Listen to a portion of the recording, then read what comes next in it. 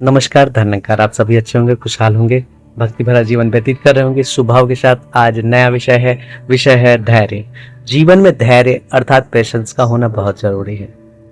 महात्मा समझाते हैं, धीरे धीरे रे मना धीरे सब कुछ होए, माली सींचे सौ घड़ा ऋतु आए फल होए। कि जब समय आता है तभी हर काम पूरा होता है, लेकिन हम सोचे कि समय से पहले हो जाए, ये गुरु की कृपा से ही हो सकता है।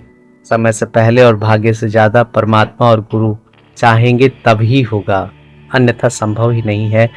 क्योंकि समय आए तरुअर फले केतक सींचोनी, जब समय आएगा तभी पेड़ में फल लगेंगे, चाहे कितना भी पानी दे दो, खाद दे दो। कहने के भाव ये है कि हमें जीवन में धैर्य रखना पड़ेगा, क्योंकि धैर्य अगर है तो हमारे जीवन में कभी भी उतावलापन नहीं आ सकता। धैर्य अगर है तो हम इस बात पे भी भरोसा रखेंगे कि परमात्मा हमारा काम कर देंगे। अगर धैर्य है तो कभी भी हम विचलित नहीं होंगे, कभी भी आशंकित नहीं होंगे कि हम फेल हो जाएंगे। अगर धैर्य है तो हर काम मन से करेंगे, क्योंकि धैर्य से ही हमारा काम हमें पता होता है कि ये हमें सफलता तक ले जाएगा। इसलिए धैर्य का कभी भी दामन न छोड़ें, हमेशा धैर्य बना के रखें। चाहे जीवन में कहीं भी देखोगे आप कि हर जगह कहीं ना कहीं हमें वेट या वेटिंग का ही रूप देखने को मिलता है कि वेट कीजिए, प्रतीक्षा कीजिए। प्रतीक्षा अर्थात धैर्य। अगर आपके अंदर धैर्य है तो आप प्रतीक्षा करेंगे, अन्यथा कहीं भी आप जाएंगे और अगर वेट नहीं करते तो कहीं ना कहीं आप सिस्टम के विरुद्ध हो जाते हैं, व्यवस्था के विरुद्ध हो जाते हैं।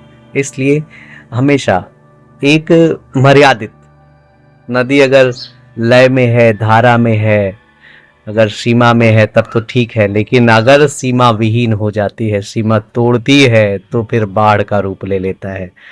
अगर हम भी जीवन में अमर्यादित होते हैं तो कहीं ना कहीं हमें भी दुख का सामना करना पड़ता है, पीड़ा का सामना करना पड़ता है।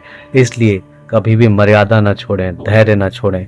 और ये भी महात्मा समझाते रहे हैं कि जीभ है, जीभ अगर कंट्रोल्ड है तो शायद कटने के चांस नहीं होते। जीभ अगर दाएं बाएं हिलने लगे तो फिर दांतों की चपेट में आ जाते हैं। इसलिए हमेशा धैर्य और सेल्फ कंट्रोल बहुत जरूरी है। ये हमारे जीवन में प्रगति का साधन भी है, आगे बढ़ने का रास्ता भी यही बताता है। और हम कोशिश करें, करत करत अभ्यास से जड़मति होत सुजान, रसरी आवत जात से सिल पर परत निशान। कि करते करते, अभ्यास करते करते जड़मति वाला अच्छा ज्ञानी हो जाता है। और रसरी आवत जात से, कि रस्सी के आने जाने से सिल पर अर्थात कुएं पे रखे हुए पत्थर भी खिस जाते हैं, कि रस्सी से भी पत्थर खिस जाता। रसरी आवत जात से सिल पर परत निशान। इसलिए अभ्यास हमेशा रखें। महात्मा कहते हैं अनभ्यास विषम विद्या, कि जो अभ्यास नहीं करते उसकी विद्या भी विष के समान हो जाती है, क्योंकि वो चीज भूल जाता है कि इसको कैसे उपयोग में लाना है। इसलिए हमेशा अभ्यास करें, धैर्य रखें और परमात्मा का एहसास जरूर रखें, क्योंकि यही सारे सुख का साधन है।